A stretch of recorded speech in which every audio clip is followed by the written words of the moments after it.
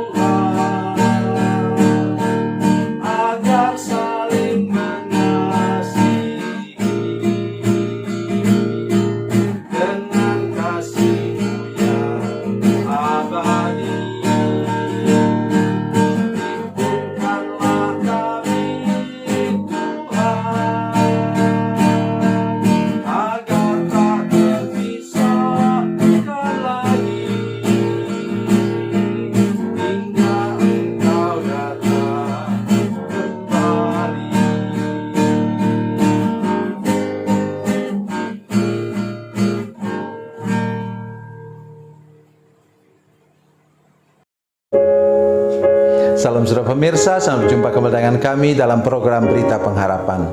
Hari ini saya ingin mengajak saudara membayangkan, memikirkan sesuatu yang memang tidak masuk akal manusia.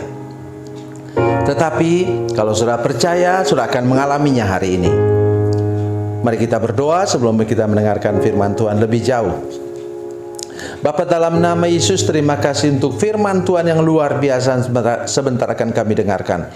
Berkati kami dengan firman-Mu ini Tuhan, dan tolong kami untuk mengalaminya dalam perjalanan hidup kami. Ketika kami diterpa badai, ketika kami mengalami masalah-masalah yang sangat berat, kami tahu bahwa kami berada dalam lindungan tangan Tuhan yang luar biasa, yang ajaib. Terima kasih Tuhan, dalam nama Yesus. Haleluya. Amin. Saudara pemirsa, mari kita membaca Alkitab kita dari Perjanjian Baru.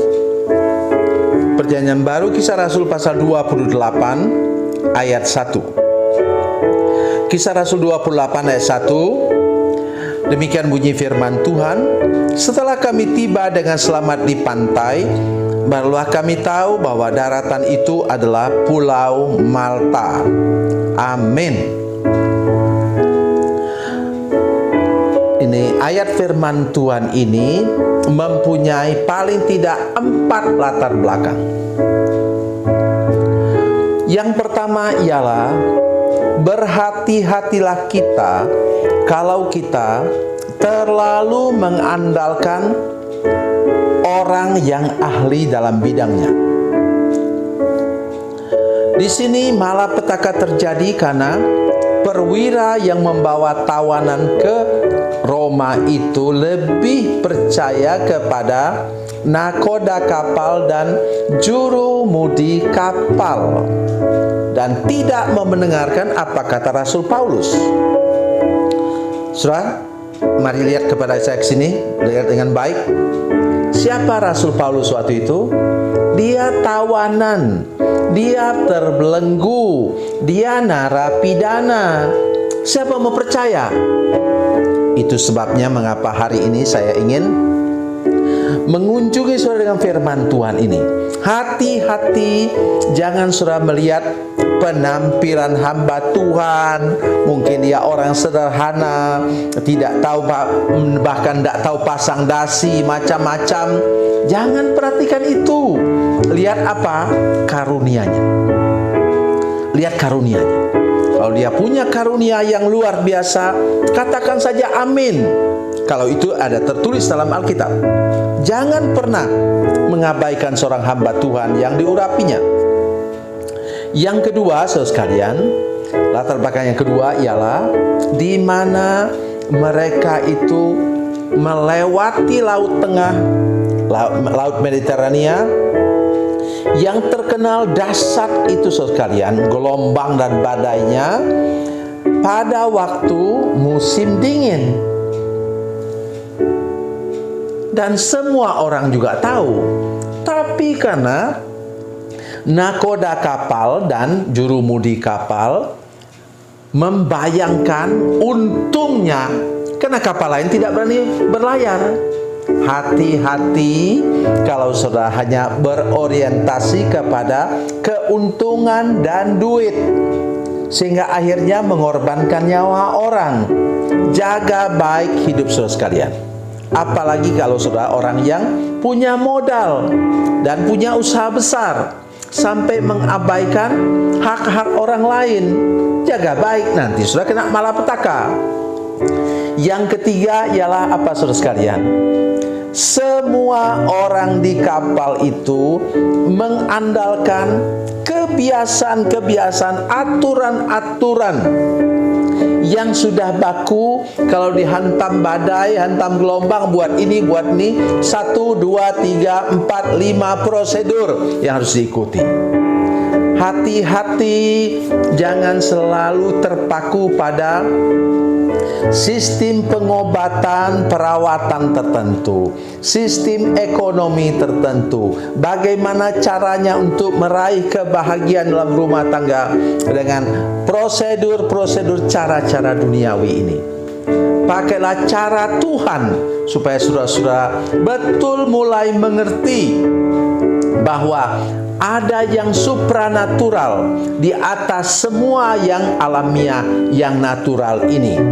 Namanya Yesus, yang dapat apa? Menciptakan yang tidak ada menjadi ada, yang tidak nampaknya nampak, yang baginya tidak sesuatu yang mustahil.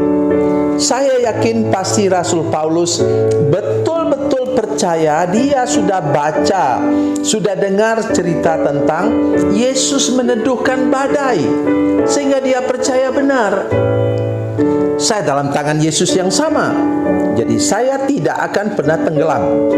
Ya. Kalau kapal tenggelam, saudara sekalian, yang duluan mati itu para narapidana itu, karena mereka dirantai. Itulah yang harus hati-hati kita lakukan.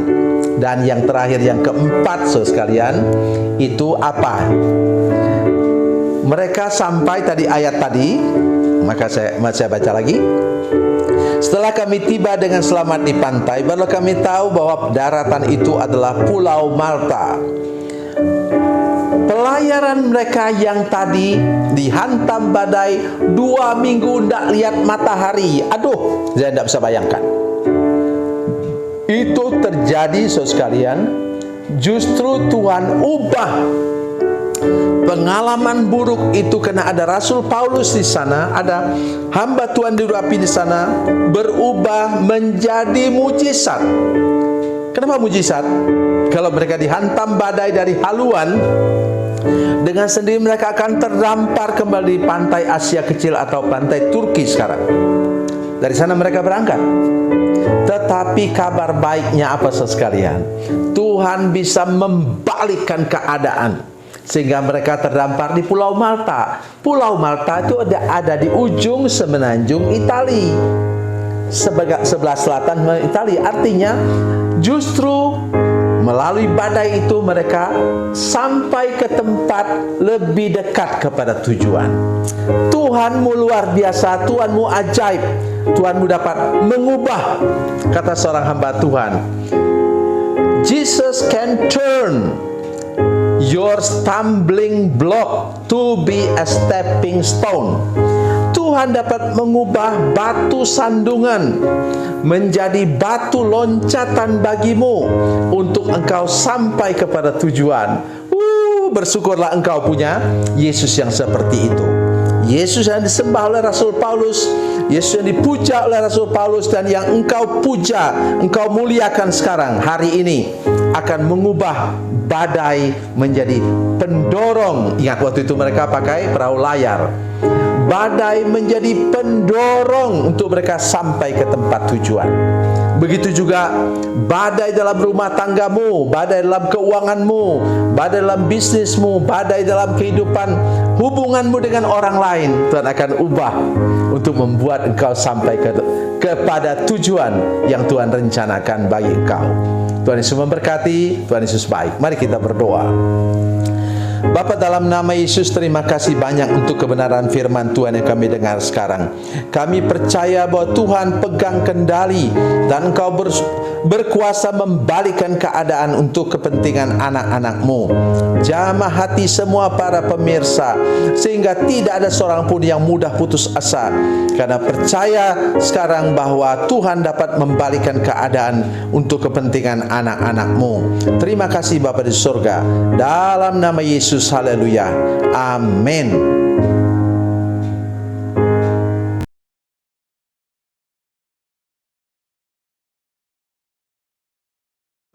Salam saudara pemirsa, mengakhiri program ini saya mohon kepada saudara-saudara pemirsa sekalian untuk bila saudara menyaksikan program ini melalui channel YouTube, maka tekan subscribe dan bunyikan lonceng. Dan bila saudara menyaksikan program ini melalui channel Facebook, tolong saudara-saudara sekalian tekan like dan juga komen.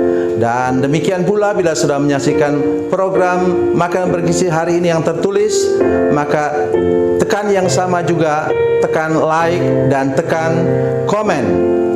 Dan tolong saudara-saudara sekalian untuk membagikan program ini, share program ini di channel saudara-saudara sekalian, supaya lebih banyak lagi orang diberkati melalui program ini. Tuhan Yesus memberkati, Tuhan Yesus baik.